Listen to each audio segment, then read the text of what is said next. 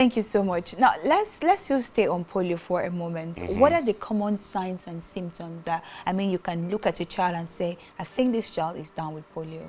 Yeah, common signs, symptoms, low fever, sore throat, severe limb pain. It brings paralysis, and that's why, you would see many children then having paralysis. Oh. It was simple polio. It was just simple polio, nothing more.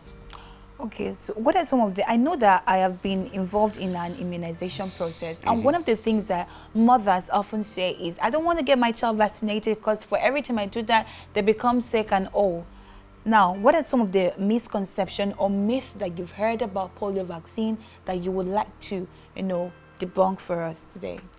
Well, the myth that when they get their children immunized, they become what? Fever, Yes. they have fever. Every vaccination, even measles vaccination, every vaccination that a mother takes a child to must have the child temperature must be affected. But after a day or two, the child returns to normalcy, So it's a normal thing. But vaccination pays. Vaccination pays. That's why as a child, when a child is born in a hospital, that child has a card.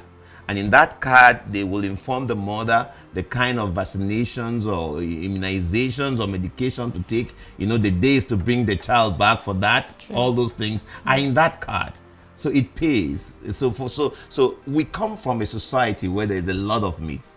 But forget those myths. Let's face realities. Vaccination pays. For women who prefer to give birth at home, and of course, if you're in the hospital, you are more, educated about this process. But for women who, prefer child delivery at home, how can we reach out to this group of women?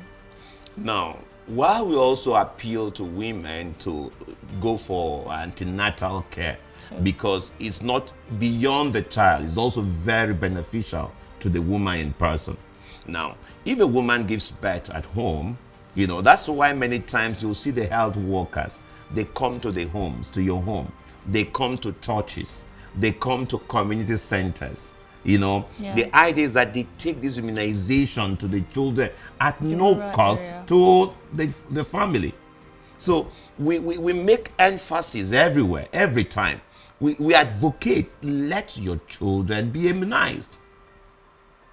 So even if a woman had given birth to a child at home, it was not in the hospital. When you see the health workers and the volunteer health workers coming to your home requesting for that child to be immunized, please gladly give these children out for immunization.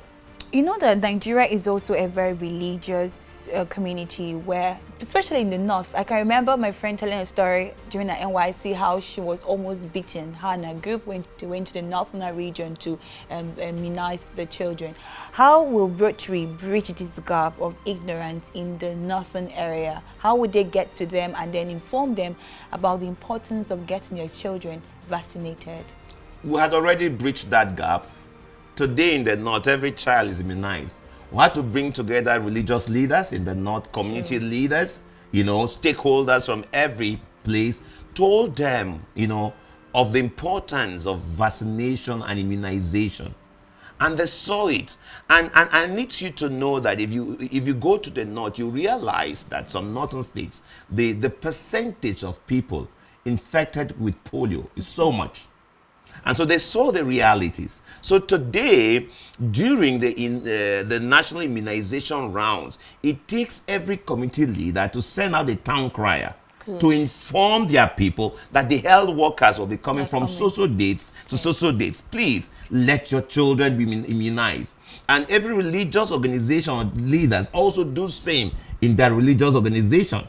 And so we had long broken that genes in there. And so immunization goes to every nook and cranny in the northern states today. Wow.